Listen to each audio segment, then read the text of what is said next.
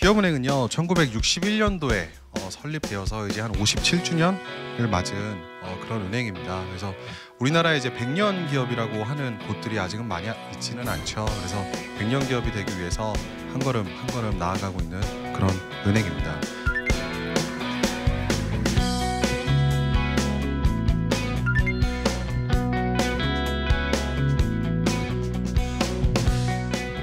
내가 왜 은행에서 일을 하고 싶어 하는지에 대한 첫 번째 답을 꼭 찾으셔야 되고요. 그 답을 찾았다면 우리나라에 많고 많은 은행 중에 나는 왜 기업은행에 대한 입사지원서를 내가 지금 이렇게 쓰고 있지? 라는 두 번째 답을 찾으셨으면 좋겠습니다.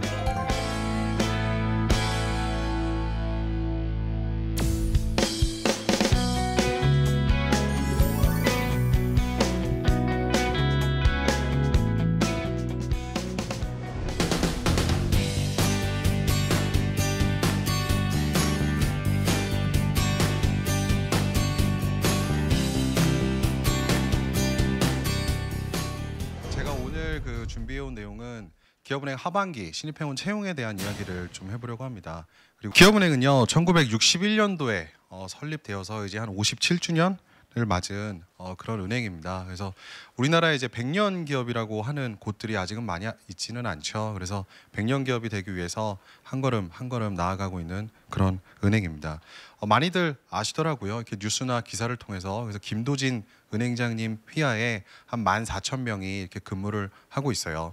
그래서 전국에 퍼져 있는 영업점은 한 630개, 해외 지점을 합쳐서 한 660개 정도 됩니다. 사실 국민은행이나 신한은행, 농협 같은 곳은 영업점이 저희보다는 훨씬 많아요. 거의 한 1,000개에 육박한 영업점을 가지고 있을 겁니다. 기업은행은 정부가 62%의 지분을 갖고 있는 국책은행이에요. 그래서 우리나라의 흔히 국책이라고 하면 산업은행, 수출입은행, 이렇게 기업은행을 의미하기도 합니다. 개인적으로는 어떤 사람을, 모든 회사가 마찬가지일 겁니다. 모든 기업이 어떤 사람을 채용하느냐 또는 어떤 사람과 함께 일하느냐는 거는 굉장히 중요하죠. 근데 저는 사실 솔직히 조금 다르게 생각하는 게, 어떤 사람을 뽑느냐도 매우 중요하지만 그 다음으로 중요한 건 그 사람을 뽑았을 때 어떤 교육 과정을 통해서 이 사람의 로드맵을 제공해 줄 수 있는가가 또한 중요하다고 생각을 해요.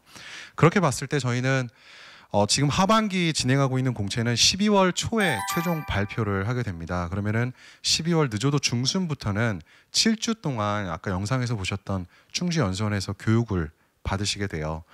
차장님 주말에는 내보내주죠? 라고 물어보는데, 물론 평일에만 연수를 하고요. 금요일 저녁엔 다 집으로 보내드립니다. 예. 그렇게 연수를 받고 나서 내년 1월에 이제 전국에 있는 영업점에 배치가 되어서 일을 시작하게 되는데요. 일을 할 때는 영업점에 본인의 멘토라고 해서 이렇게 업무적으로든 아니면 직장 생활을 어떻게 해야 되는지를 1대1로 케어해 줄 수 있는 멘토가 한 명씩은 다 배정이 되고요. 사이버 연수, 금융연수원이라고 해서 아까 비상경 계열 친구들도 요즘은 은행에 많이 온다고 했잖아요.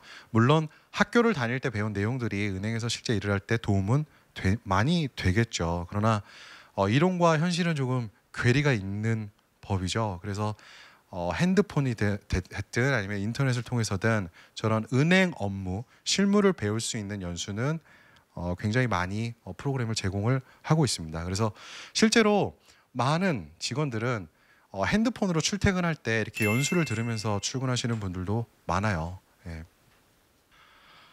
인재상에 대한 이야기를 한번 해볼까요? 차장님, 기업은행은 어떤 후배를 원하고 차장님은 어떤 신입 회원들이 왔을 때 같이 일을 하고 싶은 사람이 어떤 사람입니까? 라고 물어보는 경우가 있습니다. 우선 홈페이지에 있는 내용을 먼저 한번 볼게요. 홈페이지에는 글로벌부터 엑스퍼트까지 이렇게 좋은 단어들이 하나하나 열거가 되어 있습니다. 그리고 그 밑에 보면 한번 해석을 해볼게요. 고객이 맡긴 업무를 신뢰감 있게, 책임감 있게 처리를 하고 중간에 일을 하면서 어떤 창의적인 아이디어를 발휘하면 더욱 좋고, 옆 직원들과 팀워크를 이뤄 협업을 해서 결국 고객에게 행복을 드리는 그런 사람을 찾고 있습니다라는 뜻일 겁니다. 물론 틀린 얘기는 아니에요. 틀린 얘기는 아닌데 그래도 조금 와닿지가 않죠. 그래서 제 나름은 한번 이렇게 해석을 해봅니다. 주변을 보면, 또는 신입 회원을 이렇게 주변을 보면 이런 친구들이 은행에서 참 생활을 잘하는 것 같아요. 뭐냐면 밝은 사람, 그리고 긍정적인 사람, 낙천적인 사람. 그런데 이 밝고 긍정적이고 낙천적이다라는 의미의 해석을 간혹 잘못 하시는 경우들도 있더라고요. 무슨 얘기냐면요. 예를 들어 보겠습니다. 제 앞에 있는 이쪽 그룹을 성격을, 이 유형의 사람들을 매우 소극적이고 내성적이고 이렇게 모르는 사람과 친해지는데 좀 오래 시간이 걸리는 그런 유형이에요. 반면에 이쪽에 있는 친구들은요, 굉장히 부침성이 좋고요, 쾌활하고 유머러스하고 사람을 사귀는 거를 굉장히 일도 아니게 생각하는 유형의 성격 사람들이에요. 이 두 그룹이 있을 때 밝고 긍정적이고 낙천적이라고 하는 성격은 어디가 더 가까울까요? 이쪽이라고 생각하시는 분은 거의 없네요. 그럼 이쪽이 가깝다라고 생각하시는 분이 거의 절반 이상인 것 같아요. 근데 제 대답은 그럴 수도 있고요, 틀릴 수도 있을 것 같아요. 왜냐면요, 또 예를 들어 한번 말씀드려 볼까요? 여기 계신 분들이 다 신입 행원이고 저희 이제 후배가 되어서 같은 부서에서 일을 합니다. 근데 위에서 또는 부행장님, 부장님께서 저에게 어떤 큰 미션을 주셨어요, 저희 부서에. 근데 제가 이렇게 후배들에게 얘기했어요. 우리 이런 일을 이제 이번 달에 해야 되는데 답이 안 보인다. 지금은 이거 우리가 할 수 있을까? 매우 쉽지는 않을 것 같아. 때로는 야근도 좀 많이 해야 될 것 같고 어쩌면 주말에도 좀 나와서 일을 해야 될 수도 있겠다라고 했습니다. 근데 유쾌하고 유머러스하고 부침성 좋은 친구들의 반응이 이렇습니다. 차장님, 그거 우리가 할 수 있을까요? 답이 없는데 지금이라도 빨리 좀 말씀을 드리는 게 어떨까요? 야근이요. 저 이번 달에 약속을 무지하게 잡아놨는데 주말에는 좀 쉬어야 되지 않을까요? 라고 얘기를 하는 반면 소극적이라고 내성적이었던 이쪽 그룹의 친구들은 이렇게 얘기합니다. 차장님, 지금은 답은 없는데요, 관련 부서 우리끼리 이렇게 좀 얘기를 하다가 보면 정답은 아니어도 해답은 찾을 수 있을 것 같아요. 야근 이번 달만 좀 고생하죠. 대신 저녁은 맛있는 거 사주세요. 주말에 가끔 나오고 다음 달부터는 안 나오는 거죠. 허허허, 이렇게 웃어 넘깁니다. 라고 했을 때 처음 말씀드렸던 밝고 긍정적이고 낙천적이었던 사람은 오히려 어느 쪽이 더 가까웠을까요? 이쪽이었을 거라고 생각을 합니다. 그렇기 때문에 본인의 성격이 너무 내성적이고 소극적이라고 해서 은행에서 적합하지 않다라는 것은 아니다라는 이야기를 좀 드리고 싶었습니다.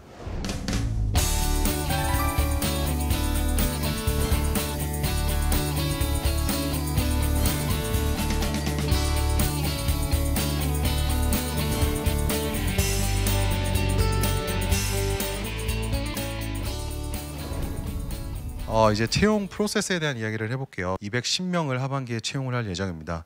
그 중에 일반은 160, 디지털은 50인데요. 일반은 말 그대로 향후에 입행을 하게 되면 영업점에서 근무를 할 사람을 일반 직군으로 모집하고 있습니다.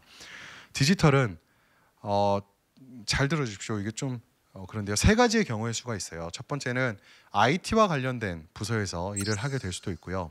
두 번째는 IT와는 직접적인 관련이 없는 디지털 사업을 하고 있는 부서에서 일을 시작하게 될 수도 있습니다. 마지막 세 번째 경우의 수는 첫 번째, 두 번째가 아닌 영업점에서 먼저 근무를 하다가 1년 또는 2년 후에 IT나 디지털 사업 부서에서 일을 하게 되는 경우의 수를 가질 수가 있습니다.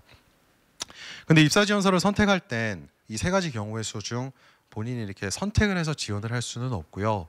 지금 이 50명이 내년 1월에 배치를 받을 때 세 가지 경우의 수 중 어떤 일을 하게 될지도 알 수는 없어요. 내년 1월쯤 됐을 때 각 부서에서 어떤 수요, 인력 수급에 맞게끔 배치가 되는 거라서 그 세 가지 경우의 수 중 일을 하게 될 것이다 라는 것만 미리 좀 참고해 주시면 좋겠고요. 일반 중에서 여기 계신 분들이 중에 일부는 지방대를 졸업한 친구가 있을 수도 있습니다. 그래서 지역인재라는 것을 꼭 말씀을 드려야 되는데요.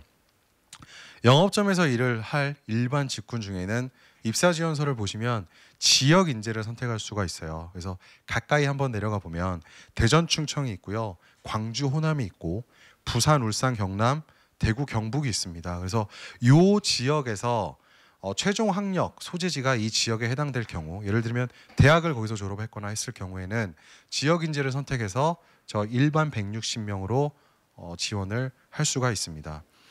지역 인재는 본인이 선택한 지역에 소재한 영업점에서 필히 5년간 근무를 먼저 해야 돼요. 그리고 5년이 지나면 그 지역을 벗어날 수도 있고 또는 그 지역에 남아서 다시 일을 하게 될 수도 있습니다. 여기서 이제 많이 물어보시는 게 있어요. 흔히 FAQ라고 하죠. FAQ가 차장님, 저는 영업점에서 근무하고 싶은 일반 직군으로 선택을 하고 싶습니다. 그런데 예를 들어 저는 부산대를 졸업했어요. 그럼 저는 지역 인재를 쓸 수 있죠? 쓸 수 있어. 그러면 지역 인재를 선택해서 오는 것과 그냥 일반으로 선택해서 오는 것과 뭐가 더 유리할까요? 라고 물어보는 경우가 있습니다. 근데 알 수가 없어요. 왜냐면요, 내일 접수를 마감해봤을 때 부산 지역을 선택한 지원자가 몇 명인지는 미리 알 수가 없잖아요. 접수를 마감해봐야 지원자가 얼마나 많은지를 알 수가 있는 것이고, 설사 지원자가 내가 선택한 지역의 지역인재 지원자가 적다고 하더라도 나보다 시험 공부를 많이 했고 면접 준비를 많이 했고 했으면 결코 인원수가 적다고 해서 경쟁률이 낮은 거를 의미하는 거는 아니잖아요. 그렇기 때문에 뭐가 유불리가 있다라고 미리 말씀을 드리기가 좀 어렵습니다. 그러나 5년간은 필히 근무를 해야 되기 때문에 본인의 부모님이나 아니면 친척들이 있는 경우에는 한번 고민을 해보렴이라고 안내를 하고 있습니다.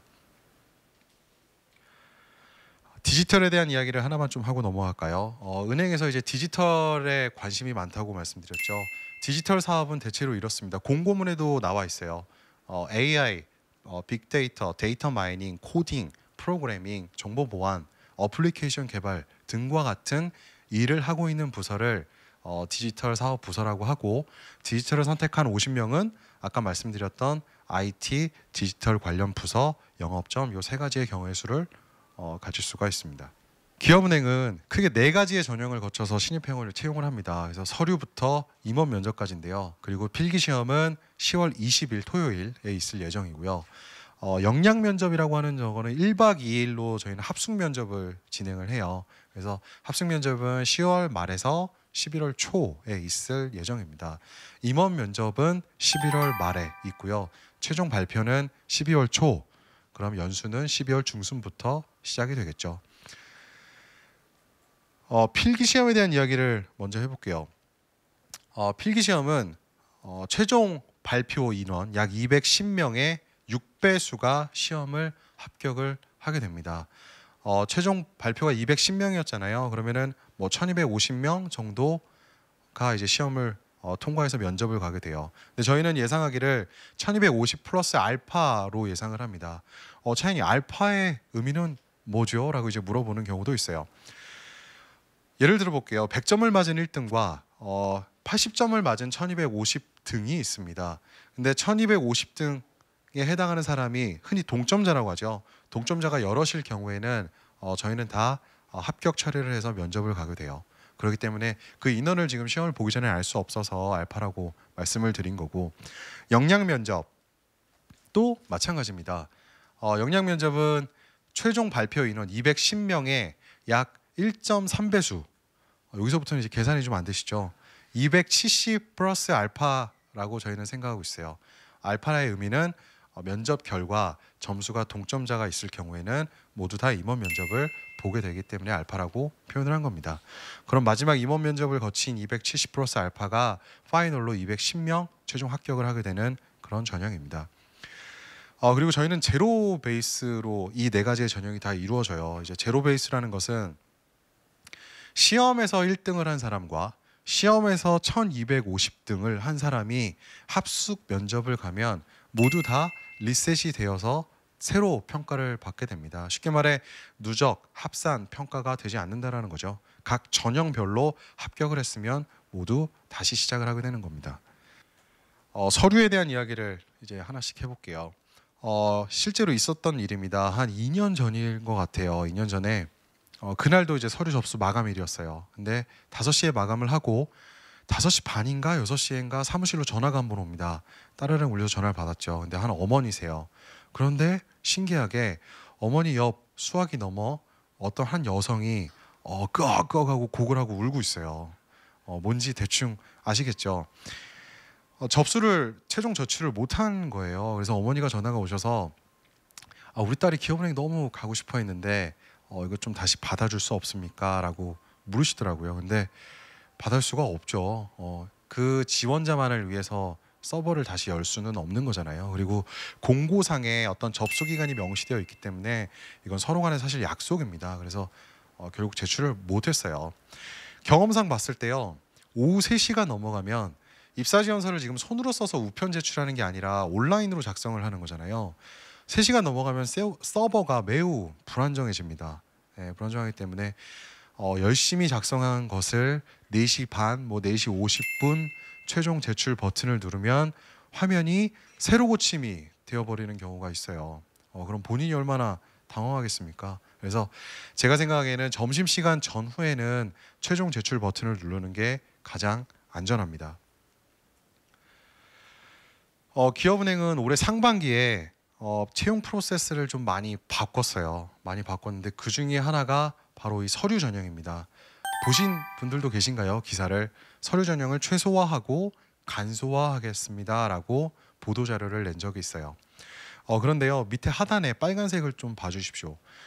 최소화하고 간소화한다는 게 서류 전형이 없어졌다는 거는 절대 아니에요. 절대. 공고를 보시면요, 서류 전형은 불량하고 불성실한 경우를 제외하고는 필기 시험을 다 볼 수 있게 해드린다라고 안내가 되어 있습니다. 차장님, 불량하고 불성실한 게 어떤 경우입니까? 크게 대표적으로 3가지의 경우가 있어요. 회사명을 잘못 적는 경우. 두 번째는 뭔지 아세요? 네, 두 번째는 표절을 하는 경우. 세 번째는 내용이 극히 부족한 경우인데요. 하나씩 예를 들어 드릴게요. 회사명 오류기 전에는요, 실제로 이런 친구도 있습니다. 너무나 많은 대외 활동들을 했어요. 심지어 5개, 6가지 이상. 신용보증기금 인턴, 기보 인턴, 산업은행, 수출입인용 등등. 그런 것들을 했고요. 기업은행에서 요구하는 우대 자격증이 총 13가지가 있습니다. 공고문을 보시면 13가지 중에 2가지 이상의 자격증도 가지고 있는 매우 열심히 학교 생활을 했던 그런 친구예요. 근데 이 친구가 시험을 보러 못 왔어요. 못 온 게 아니라 저희가 시험을 못 보게 했던 거죠. 서류에서 불합격 처리가 된 거예요. 이유가 뭐였을까요? 이유가 마지막에 입사 지원서에 보면 이렇게 썼어요. 저의 이러한 풍부한 대외 경험 활동과 전문적인 지식을 바탕으로 국민은행에서 제 꿈을 펼쳐보고 싶습니다. 이런 거예요. 지금 앞에 계신 분 입을 쩍 벌려요. 쩍 벌려요. 근데 이런 경우가 제법 많아요. 이게 바로 회사명 오류 기재입니다. 왜 이런 일이 생겼을까를 생각을 제 나름 해보면 결국은 컨트롤 CV인 것 같아요. 복사 붙여넣기. 그런데 결코 복사 붙여넣기가 잘못됐다라는 것은 아니에요. 왜냐하면 A라는 회사와 B라는 회사가 묻는 질문이 같았다라고 했을 때 나에 대한 이야기는 답변은 같을 수밖에 없겠죠. 똑같은 이야기를 해도 할 수도 있다고 생각은 들어요. 그러나 최소한 내가 제출하고자 하는 회사의 이름은 한번 확인을 하고 내는 게 맞겠죠. 네. 그래서 그게 대표적인 회사명 오류 기재고요. 두 번째는 표절이에요. 표절. 말 그대로입니다. 이게 우정이고 의리인지는 잘 모르겠습니다. 근데 제출을 입사 지원서에 작성한 내용을 예를 들어 제가 썼어요. 그리고 제출을 하고 옆 친구한테 이렇게 보여주는 거죠. 근데 저는 공교롭게 그 회사에 크게 가고 싶은 욕심이 없었던 거예요. 근데 이 친구는 그거를 썼을 경우에 둘의 내용이 정말 싱크로율이 90% 이상 높게 나오는 경우도 있어요. 이거는 자기를 소개한 게 아니죠. 옆 친구 거를 그냥 쓴 거기 때문에 그런 경우에는 시험을 보기가 어렵습니다. 또 이런 경우도 있습니다. 기업은행에 또는 신한은행에 합격한 선배가 입사 지원서를 이렇게 후배에게 줬어요. 근데 이 선배는 A라는 후배도 주고 B라는 후배도 주고 C, D, E라는 후배에게 다 준 거죠. 근데 A, B, C, D는 서로 나눠 가졌다라는 것을 당연히 모를 수 있잖아요. 와, 이 선배 나에게만 특별히. 근데 그게 아니었던 거죠. 그럼 A, B, C, D가 똑같은 얘기를 하고 있는 거예요. 그것도 여전히 표절입니다. 그렇기 때문에 자기소개서는 본인에 대한 이야기를 꼭 써주셔야만 합니다. 세 번째, 내용 부족이 있었죠. 내용 부족. 직무경험 기술서가 1,500자고요. 자기소개서 4가지 질문이 각각 800자입니다. 결코 적은 요구 분량이 아니에요. 차장님, 내용 부족에 걸리지 않으려면 도대체 어느 정도의 양을 써야만 합니까? 라고 묻는 경우도 있습니다. 근데 이거를요, 몇 자 이상을 적으세요라고 할 그런 이야기조차 되지가 않아요. 여러분들께서 제 자리에서 제 일을 하고 있을 때 입사 지원서를 보고 와, 이 친구는 정말 기업은행에 오고 싶어하는 마음이 모르겠어 라고 할 정도의 분량이라면 내용 부족에 해당이 됩니다. 그래서 정말 기업은행에 오고 싶어서 열심히 준비를 해서 본인의 이야기를 할 게 많다면 결코 내용 부족은 걱정을 안 하셔도 된다라고 말씀을 드리고 싶습니다. 서류 전형의 폐지를 의미하는 게 아니다라는 이야기를 좀만 더 드리고 싶어요. 서류는 웬만하면 다 통과를 해서 시험을 보러 오게 됩니다. 근데 여기 계신 분들 중에 그 어떤 한 분도 서류만을 통과하고 시험까지만을 보고자 하는 분은 없으시죠. 이 얘기를 드리는 이유는요, 서류, 자기가 작성했던 직무경험 기술서, 교육활동, 경험활동, 자기소개서에 대한 질문 답변 등은 내가 면접을 갔을 때, 합숙 면접이나 임원 면접을 왔을 때 면접관 분들이 묻는 질문서예요. 질문서. 면접위원들은 여러분들을 면접에서 처음 대면을 하게 됩니다. 그럼에도 뭔가를 자꾸 묻고 답변을 듣고 이 사람이 정말 기업은행에 적합한지를 판단을 해야겠죠. 그러려면 질문이 있어야 돼요. 질문. 뭔가 이렇게 물어봐야 되는데요. 그게 결국 여러분들이 작성한 입사 지원서예요. 내가 나중에 면접을 혹시 가게 됐을 때, 면접을 갔을 때 면접위원들이 나에게 물어보는 질문지를 내가 미리 작성해서 제출한다고 생각하면 이게 얼마나 중요한 일인지를 아시겠죠. 그렇기 때문에 충실하게 적으면 좋고요. 솔직하게 적어야 되고요. 진솔해야 되고요. 약간의 너무 지나친 과장이 있으면 안 될 것 같아요. 왜냐하면 본인이 했던 경험은 요만큼인데 이거를 입사지원서에 이만큼 부풀려 썼다면 면접을 갔을 때 물음을 받았을 때 첫 번째 질문은 답을 할 수 있겠죠. 근데 그와 관련된 두 번째, 세 번째 질문을 받으면 답을 못하는 경우가 여러 있더라고요. 그럼 면접을 잘 본 게 아닐 수가 있으니까요. 입사지원서는 불량불성실에 대한 의미 부여를 크게 하지 마시고요. 정말 충실히 고민을 많이 하고 작성을 하셔야만 합니다. 기업은행은 남자 같은 경우에 이제 군대를 갔다 오신 분들은 첫 해 연봉이 5천이 조금 넘어요. 그리고 여성분들은 4천 후반대를 이렇게 급여를 지급합니다. 물론 이보다 더 많이 주는 은행도 있고 대기업도 있습니다. 근데 개인적으로는 이 급여가 결코 적은 금액은 아니다라고 생각을 해요. 그럼에도 처음에 이렇게 신입 회원분들이 오셔서 일을 하다가 그만두는 경우도 가끔 있어요. 그러나 참고로 시중 은행들과 비교했을 때 기업은행은 신입 회원 퇴사율이 가장 낮습니다. 가장 낮아요. 제가 생각을 해봤어요. 왜 이렇게 어렵게 들어와서 이렇게 퇴사를 하게 되는 경우가 있을까? 이유가 뭘까를 생각해 보면 내가 정말 생각했던 일 그리고 내가 생각했던 그런 회사와 맞지 않아서 그걸 좀 힘들어해서 이렇게 퇴사를 하는 게 아닌가 싶습니다. 그렇기 때문에요. 서류를 작성하실 때는 내가 왜 은행에서 일을 하고 싶어 하는지에 대한 첫 번째 답을 꼭 찾으셔야 되고요. 그 답을 찾았다면 우리나라의 많고 많은 은행 중에 나는 왜 기업은행에 대한 입사지원서를 내가 지금 이렇게 쓰고 있지? 라는 두 번째 답을 찾으셨으면 좋겠습니다. 네. 시험에 대한 이야기를 이제 한번 해볼게요. 시험은 상반기와는 조금 변화가 있습니다. 변화가 상반기 때는 보시다시피 직업 기초 능력이 70문제였고요. 직무 수행 능력이 30문제였어요. 근데 이번에는 직업 기초 능력은 60개, 직무는 40개로 문항이 좀 변동됐습니다. 직업 기초 능력은 흔히 말하는 NCS예요. NCS. 그래서 공공기관 또는 저희는 이제 국책은행이기 때문에요. NCS라는 거는 이제 2015년도에 나라에서 정부에서 이렇게 정해준 그런 가이드라인이 있습니다. 그걸 보면 10가지의 프레임이 있는데요. 각 기관에 맞게끔 사람을 채용할 때 10가지 영역 중 선택한 영역을 가지고 평가를 하는 게 이제 NCS입니다. 그래서 저희는 의사소통부터 조직 이해에 해당하는 6가지 영역을 평가를 하게 되고요. 직무 수행 능력은 아까 직군이 크게 두 가지가 나눴죠. 일반과 디지털 직군을 선택할 수가 있는데요. 이 두 직군을 선택한 지원자가 푸는 문제가 서로 달라요. 60문제 NCS는 일반으로 선택했든 디지털로 선택했든 푸는 문제가 똑같습니다. 그러나 직무 수행은 다릅니다. 일반으로 선택한 지원자는 금융, 경제, 시사 상식, 사회 현상 들과 관련된 40개의 문제를 풀고요. 디지털을 선택한 지원자는 아까 말씀드렸던 AI, 빅데이터, 코딩, 프로그래밍 등등과 관련된 기초 지식, 사회 현상, 동향, 최근 트렌드 등을 묻는 게 문제로 출제될 예정입니다. 자, 시험을 어떻게 공부를 해야 좀 효율적일까요? 라고 묻는 경우도 있어요. NCS는 다들 보셨죠? 한 번씩 풀어보셨나요? 경험 있으시죠? 어때요, NCS? 어려워요? 어렵죠. NCS는요, 문제를 이렇게 많이 풀어보는 것도 물론 중요한데요. 그보다 좀 더 중요한 건 시간 관리를 하면서 문제를 푸는 연습을 하는 게 중요한 것 같아요. 결국 저희도 10시부터 12시까지 총 2시간 동안 100문제를 이제 풀게 되는데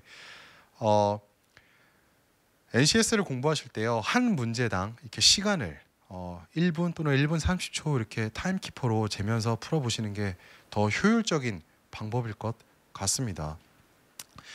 자님, 그럼 저 6개 영역이 총 60문제로 구성이 되는데요. 한 영역당 각각 10개씩 출제가 되나요? 또는 어떤 영역은 한두 개, 어떤 거는 20개 뭐 이렇게 좀 편차가 있나요? 라고 묻는 경우도 있어요. 그런데 대부분은 대동소이하게 나올 거예요. 아마 6개 영역을 균등하게 10으로 맞추지는 못할 수도 있고요. 한 영역은 뭐 9개, 그 다른 영역은 11개, 이 정도의 편차는 있을 수는 있을 것 같습니다.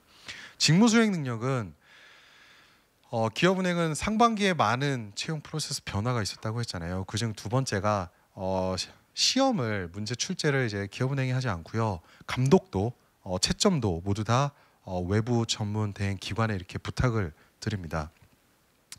근데 부탁을 드릴 때 문제 출제를 할 때 기업은행 사람을 뽑는 거잖아요. 그러면은 저희가 어떤 요구 사항이 있겠죠. 그 중에 첫 번째가 절대 특히나 이 직무 수행 능력 같은 경우 경제학과, 경영학과 친구들만 풀 수 있는 뭐 맹큐의 경제학, 회계 원리, 원가 회계, 재무 회계, 투자론 등등과 관련된 문제는 제발 내지 말아 주십시오라고 얘기하거든요.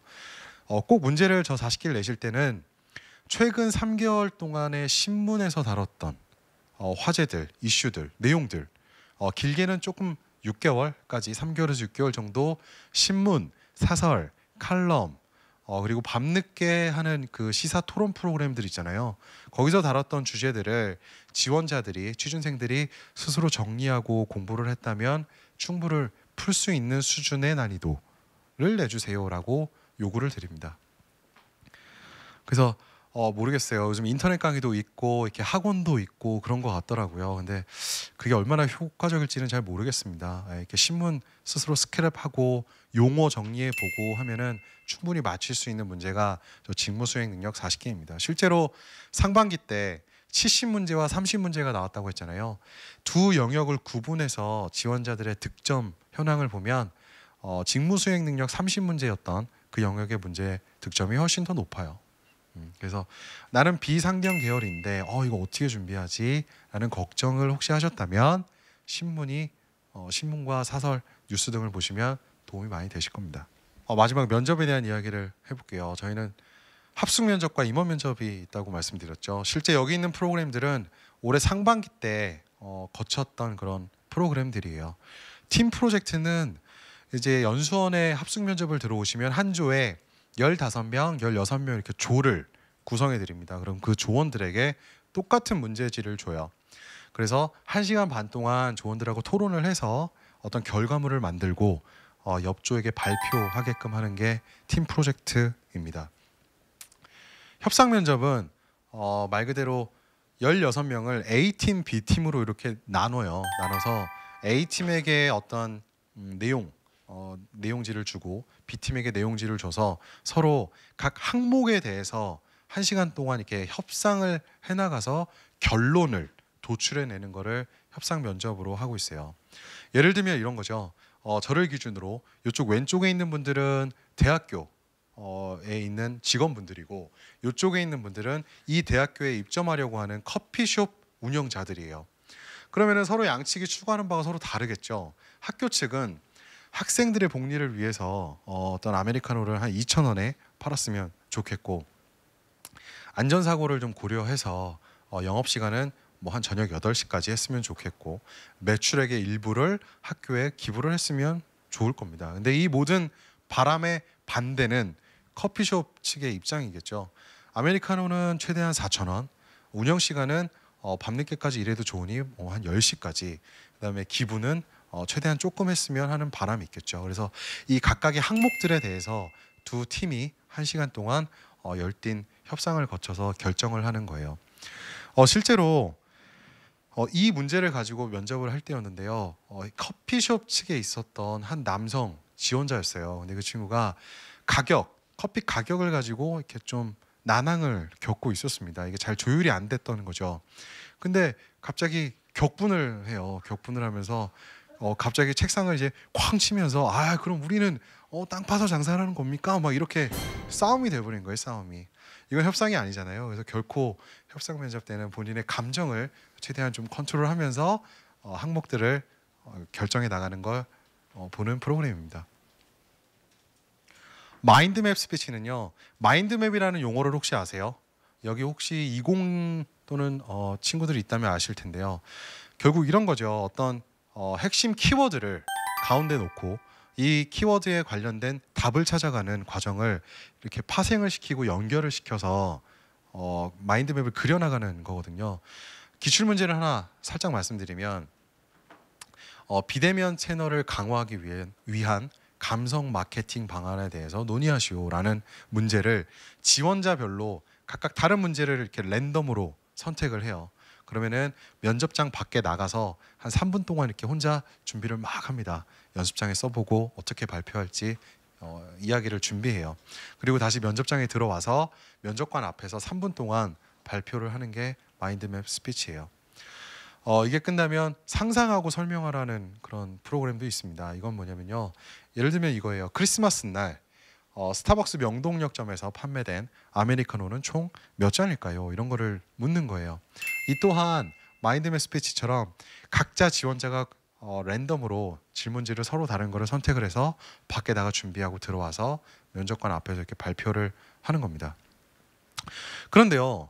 스타벅스 명동역점에 아메리카노가 크리스마스 날 몇 잔 팔렸는지는 저희도 몰라요, 사실. 그렇죠? 그렇기 때문에 몇 잔이 팔렸는지에 대한 그 정답에 가까운 숫자를 말하는 게 중요한 게 아니고요. 자신이 말하려고 하는 그 몇 잔을 어떤 근거로, 어떤 가설을 세워서, 어떤 가정을 세워서 자기는 이런 몇 잔이 팔렸을 것 같습니다라고 얘기하는 게 중요한 거겠죠. 예를 들어 A와 B라는 지원자가 있습니다. 근데 A 지원자는 면접관님, 제가 보기에는요. 크리스마스라는 특수성이 있고요. 명동역이라는 지리적인 위치를 고려했을 때 불러 이런 가설들을 막 세워서 5,000잔이 팔렸을 것 같습니다 라고 이야기하는 친구가 있어요.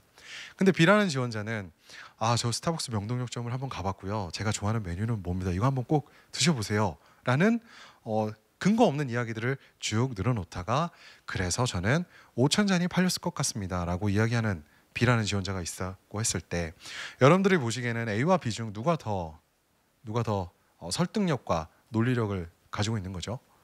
당연히 A겠죠. A. 네. 그래서 너무 정답을 맞추려고 노력하기보다는 과정을 좀 충실히 준비하는 모습이 더 중요할 것 같습니다. 마지막 개별 면접은 서류 전형 때 아까 말씀드렸죠. 서류의 중요성에 대해 제 나름 별표 5개를 치고 싶습니다. 본인들이 작성한 자기소개서를 가지고 면접관들이 1대1로 한 7, 8분 정도 이렇게 질문을 해요. 그렇기 때문에 다시 한번 말씀드리지만 자기소개서는 꼭 충실히 고민 생각을 많이 하여 작성을 하셔야 합니다. 그리고 나면 270 플러스 알파가 이제 합격을 해서 임원 면접을 오게 돼요. 그럼 임원 면접은 저희 본점에서 대부분 이루어지고요. 한 조에 한 8명에서 10명 정도로 구성을 해서 1시간 정도 보게 됩니다. 임원 면접 때는 기업은행에 근무하고 계시는 임원 2분과 기업은행에서 따로 이렇게 모셔온 외부 면접위원 2분, 총 4분이 한 팀이 돼서 임원 면접을 보게 됩니다. 이건 여담인데요. 임원 면접을 준비하는 방법은 참 여러 가지가 있겠죠. 각자 노하우가 다 있으실 겁니다. 근데 지난주에 채용 설명회를 갔을 때 어떤 학교에서 저랑 같이 간 신입행원이 있었어요. 그래서 학생들이 그 신입행원에게 묻더라고요. 땡땡땡 신입행원분은 임원 면접을 어떻게 준비했어요? 라고 물어보더라고요. 근데 이제 그 친구 대답이 저도 참 신선했어요. 뭐냐면 자기는 이렇게 준비했대요. 그 네이버에 기업은행 임원 이렇게 높으신 분들은 인물 검색이 되잖아요. 그래서 인물 검색을 해서 칼라로 하나 출력을 해서 자기 방에 이렇게 붙여놨대요. 붙여놓고 임원 면접을 자기가 연습할 때 그 사진을 보면서 이렇게 대화를 했다고 하더라고요. 근데 실제 임원 면접을 와보니까 문을 열고 보니까 진짜 그분이 안에 있었던 거예요. 그래서 자기는 하나도 긴장하지 않고 방에서 연습하듯이 이야기를 했다고 하더라고요. 물론 이게 정답은 아닙니다. 여러분들 나름의 방법대로 연습을 하면 될 텐데 저도 좀 신선해서 이렇게 공유 드리는 거예요.